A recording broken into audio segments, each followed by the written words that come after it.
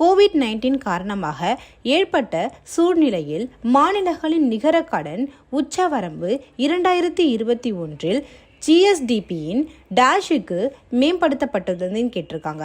இதற்கு சரியான விடை ஆப்ஷன் சி 5%. கேள்வி எண் 171. மக்கள் நலனை மேம்படுத்துவதற்காக ஒரு சமூக ஒழுங்கை அரசு பாதுகாக்க வேண்டும் என்று எந்த அரசியலமைப்பு சட்டப்பிரிவு கூறுகிறதுன்னு கேட்டிருக்காங்க. இதற்கு சரியான விடை ஆப்ஷன் ஏ சட்டப்பிரிவு 38. கேள்வி எண் 172. கீழ்காண்பனவைகளுள் எது அல்லது எவை சரின்னு கேட்டிருக்காங்க.